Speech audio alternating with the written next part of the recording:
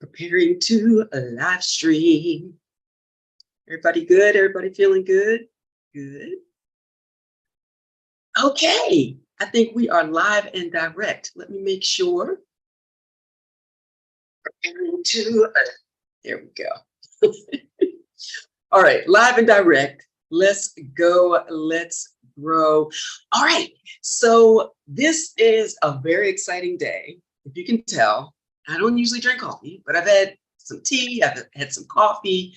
I've been up all night and then early this morning, getting everything ready for, guess what day it is? Guess what day it is? All right.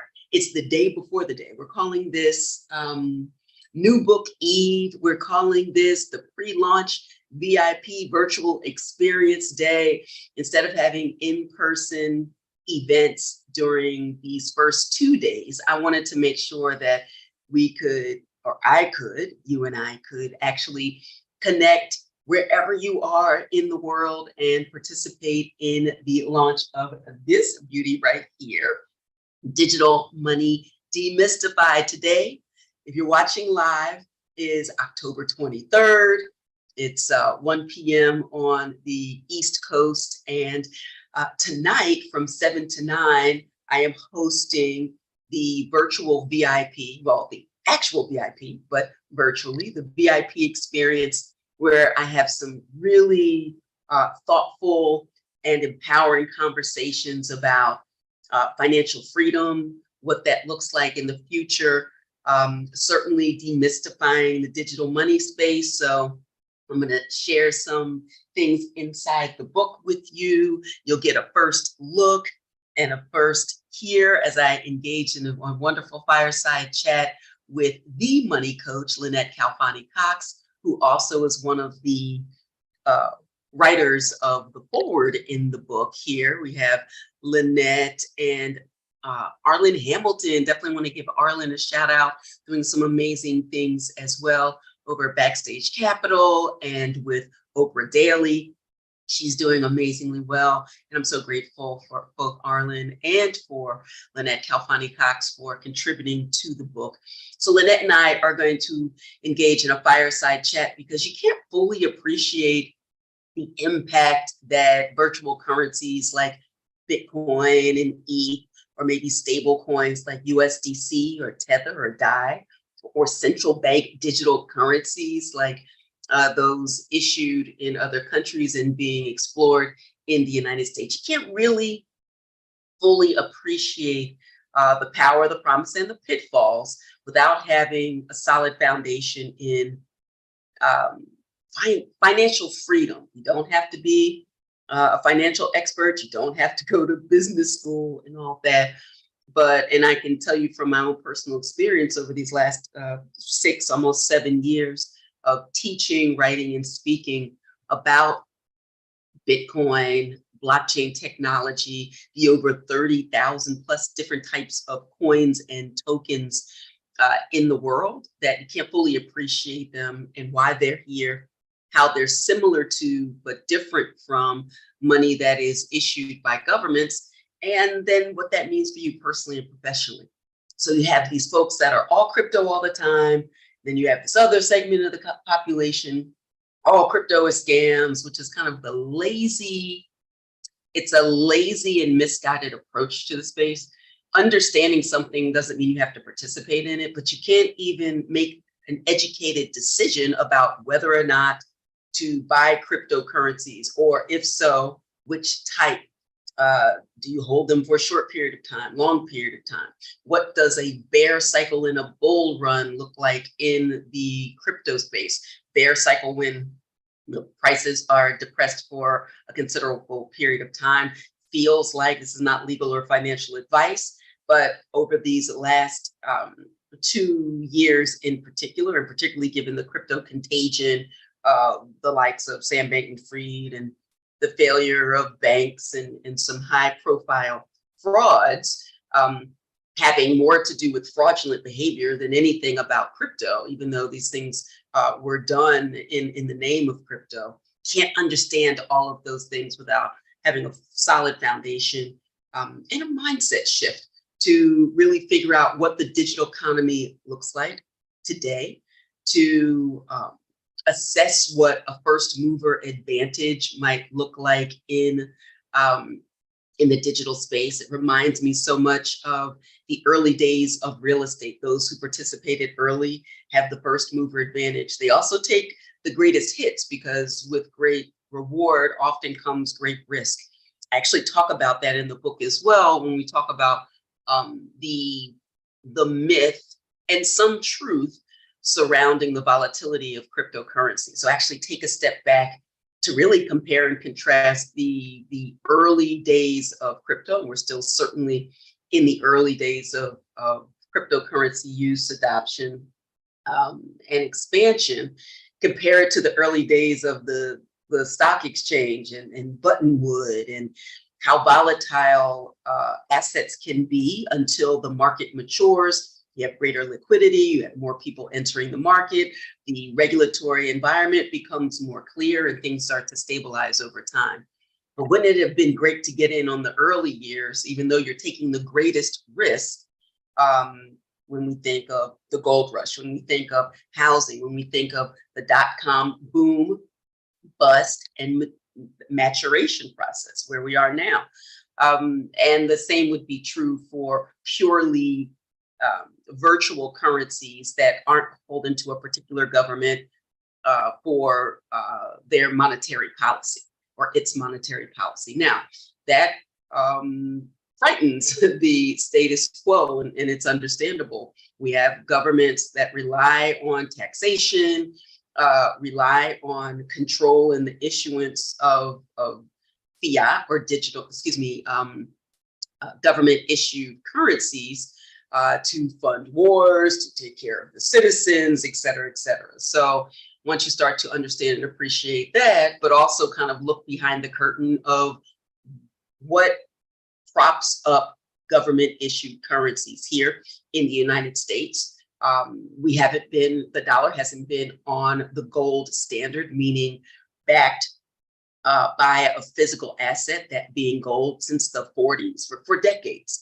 And so it really is the full faith and credit of the government. In the same year that we are up against probably a second threat for a government shutdown, we've had a downgrade in the United States debt rating around the world because we have a lot of political issues, and the fear of a government shutdown and what that does to the currency has other countries kind of hedging their bets against the dollar, not holding as many dollars, are trying to diversify their own portfolio to not rely so heavily on government issued currency, even though the dollar is the global reserve currency.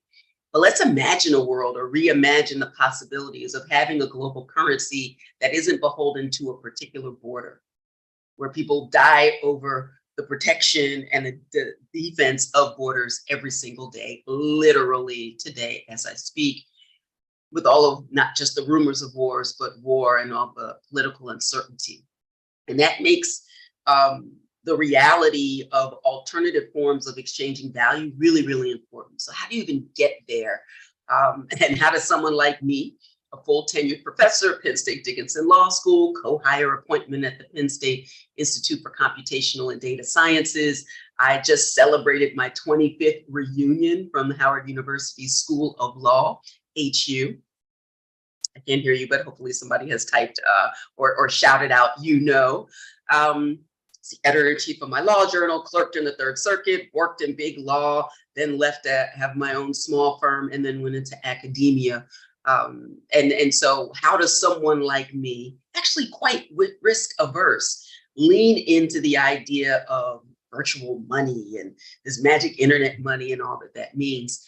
I'm an intellectual property lawyer by training. And although I didn't know about Bitcoin and the magic internet money in the early years, and I had to go through every single myth that I cover in this book, from crypto is only for criminals, or it is too volatile, it's all just one big scam, bad for the environment, anonymous and untraceable, isn't secure, crypto's unregulated, too complicated, just a passing fad, and only for the crypto bros. And imagine a tech bro and a finance bro, kind of like combine those, and that ends up being a crypto bro. And one by one, starting to address, assess, and dismantle those myths in order to right size the conversation, to find a place for someone like me in a world like this.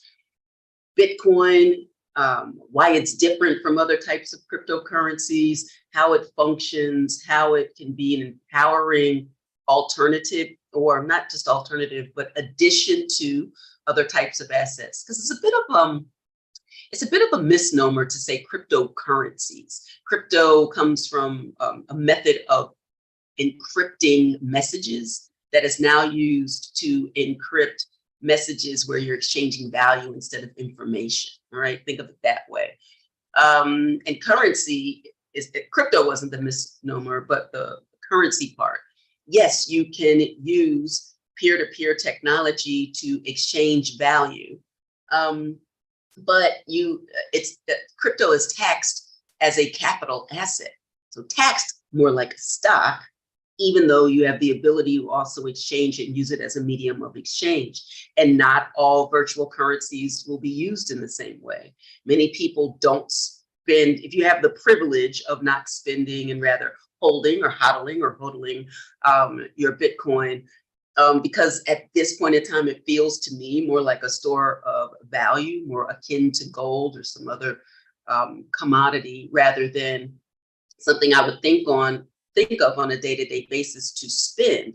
That's not to say that, but you can also certainly use it as a currency, use it as a unit of account, 1, 2, 3, keeping in an accounting, a medium of exchange to buy and sell and trade, but also to hold it, hoping that the present day value or the future value will be higher than the present day value.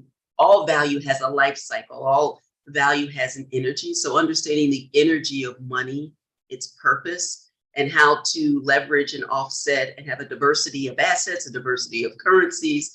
This can easily be a part of that, but only if you understand how to go from cash to crypto safely and legally and confidently. And so that's why I wrote Digital Money Demystified, and why I hope that you will go out and not just support me, but really invest a small amount in the future of work and wealth and creativity and innovation, and understand why digital assets are fueling the next wave of society, where we are increasingly more digital, increasingly more global, and what that's going to mean for money, for wealth, for work, for innovation. And also, something that's really, really important to me is the ability for everyone to have access, not just the connected or wealthy few. Well, oftentimes Bitcoin, for example, is described as money for the 99% or for the rest of us. And that's an important part. That doesn't mean who you are, where you are, what you do, that you can have access not only to an asset that can certainly go down, but also go up over time. In fact, Bitcoin is up almost 70% on the year, and in the last month has moved from, we're over 30,000 per Bitcoin now, and a month ago it was closer to the lower 20,000s. So I don't know of any other asset that moves that way, but we could work up tomorrow, it could be down 10,000, right? This is a long game. This is not about timing the market, but a market that is open 24 hours a day, 7 days a week, 365 days a year, all around the world. It doesn't take a vacation. It doesn't take a holiday. And I'm not a trader. I don't teach trading. I educate you with a solid foundation so that you can go on and make choices personally and professionally about how you might pivot personally in terms of your investments, and professionally in terms of the intersection of your existing expertise and what blockchain and cryptocurrencies are going to do potentially to enhance, to improve, or to completely disrupt what you're doing now. You want to, stay ready so you don't have to get ready. I've really enjoyed kind of this midlife, I'm aging well, but aging nonetheless, darling. And I'm really excited about the way that I've made really strong pivots in my professional career. It has enhanced my teaching. I teach blockchain, cryptocurrency, and law at Penn State Dickinson Law School. And I visited other places and spaces to do that, and to also train professors in this, right, or lawyers who need to understand how this technology is disrupting the practice of law, how the law is developing, how to manage and mitigate risk for their clients, and how to even just be able to answer a simple question asked by a client. If your client is calling you and you don't know the answer and don't know where to look, this book is for you. And this is for your associates, for your partners, and everybody in between, so that you're at least conversant with the language and understanding how to separate fact from fiction. There's too much mis and disinformation out there. Too many people just kind of, I'm going to say it, it might sound like a judgment, but it just is what it is. The lazy answer to, hey, what do you know about Bitcoin or crypto, is, oh, that's all scam. It's like, and you're relying on what to say that. If you've done your homework and you're not just going for the clickbait or for the lazy reporting in many instances, to delve a little further. And I will admit, it's been difficult to navigate that when you have the carnival barkers and the naysayers. Like, where's the middle ground? Digital Money Demystified is the middle ground. My voice is the middle ground. I'm not selling you crypto, I'm not selling you a crypto project. I have supported crypto projects in the past. I serve as a board member of the Digital Currency Group. I'm the former chair of the Maker Foundation, so in the DeFi space. So I get it, but I don't have a dog in the fight to move you from not participating or trying again or doing so. It is literally, I want to leave you better than I found you. I want you to have the right information so that you can make prudent choices and not lose opportunity, not lose a first mover advantage. But that really requires that you reassess your relationship to money and wealth now. Start to think about and reimagine what your life looks like in the future, as you may be nearing retirement, or what the next act of your life looks like. Or if you didn't even know that there was a dot-com boom, bust, and reorganization going on before you realized how many people made money in the early years before you even knew what was going on. You have a different opportunity with this next version of the internet. We're gone are the days of Web 2.0, where we're just creating and exchanging information. Web 3.0 is fueled by a digital economy. Much of it will be virtual currencies. As we continue to explore into outer space and starting to build space stations and the ability to go back and forth, not just for scientific purposes, but for commercial travel. Everybody's coming from a different place or space. We're not going to have some grand currency exchange in the sky. There needs to be a unitary method to quickly pay for things and have things happen in real time, so that settlement doesn't take days or weeks, but actually seconds and minutes. That will be digital currency. All of the 30,000, 40,000 different types of coins and tokens won't survive, just like all of the dot-coms didn't survive. But once we emerge with a more mature market in 5-10 years, you want to be ahead of the curve, not trying to catch up, because by the time you catch up or think that you need to catch up, it's too late. So anyway, I am really excited about this moment in time. Let me tell you about what's going on tonight and the way that you can connect with me. I'm having a special pre-launch virtual VIP experience. The tickets, and you could have a platinum upgrade as well. This is a ticketed event. Tuesday's launch experience is a free event. But just because you're listening to this, I'm going to give you a little secret. If you sign up today to join me tonight for the virtual VIP experience, and you can go to digitalmoneydemystified.com in order to do that. You can register for the VIP experience tonight. We have music by V. Shane Frederick and his amazing ensemble. I have my fireside chat with the money coach, Lynnette Khalfani-Cox. I'm doing a new exclusive training, just like the takeaways and the most important things from Digital Money Demystified. I've never done this training before, so you would be the first to engage as well. Everybody who purchases a ticket also gets an autographed copy of the book. And if you upgrade to the platinum VIP experience, you receive a comp pass for 3 months free in my Digital Money Demystified membership club. The membership is, well, basically it's really difficult to write a book in the digital money space because every day something changes. So it made it really, really difficult to commit something to print that could be evergreen. Things that will never change are the myths about crypto.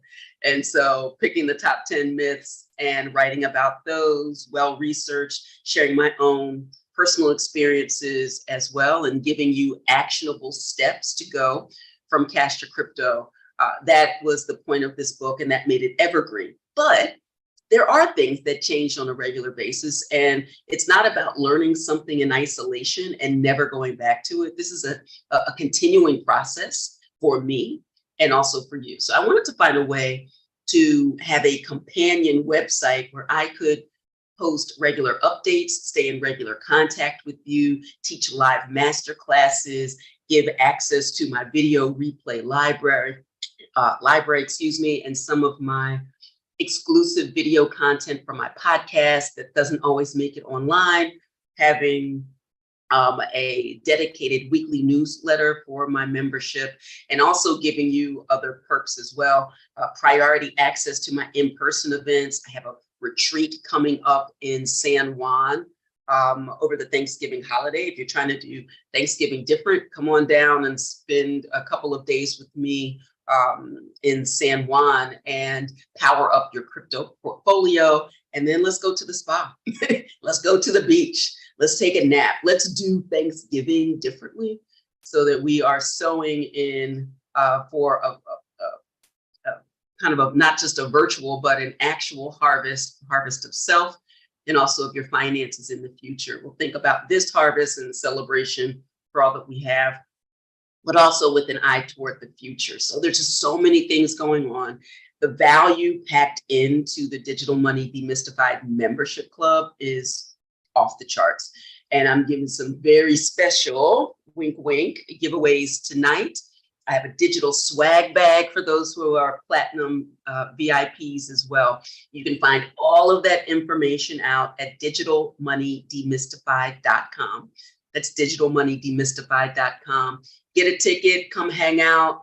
Let's get this jazz on. Let's get this future of work and wealth and innovation together. Let's talk about empowerment. Let's talk about self-determination. Let's talk collective work and responsibility and cooperative economics, borrowing that from, Kwanzaa principles. It's going to be really, really exciting. And this is a nice, a smaller curated group. And then we have a much larger celebration, the free event tomorrow. And so all of that information, again, is at digitalmoneydemystified.com. All right, it's time for me to go, get ready. Got a few more things to do. And this has been fantastic. This is the finale of Mythbuster Mondays for now, but it seems to be popular. So I'm thinking about after I go take a nap or something after the release of this book, I might start it again. But I also have a podcast that is a weekly episode. We're in my 180th episode this week, where I'm featuring author the author Ian Horn, who is also a part of Money 2020 as well. Really enjoyed my conversation with him and highly recommend his book, Why DeFi Matters. You can catch that on Apple Podcasts, wherever you get your podcasts. And you can also go to techintersectpodcast.com and have a listen as well. All right. That is all that I have for you. Thank you so much for continuing to support me. Remember how important pre-orders are. Let's make Digital Money Demystified a bestseller on day one. And the way that we can do that, get your pre-orders in right now. Join me. And once the book actually is released, tomorrow, you'll be able to write your own reviews. They are critically important to the success of this project. This is the little book that could, and it takes a village to raise a book. So thank you for being my villagers. And I hope to see you tonight and tomorrow at the Digital Money Demystified release. All right. So until we connect again, be good to yourself and others.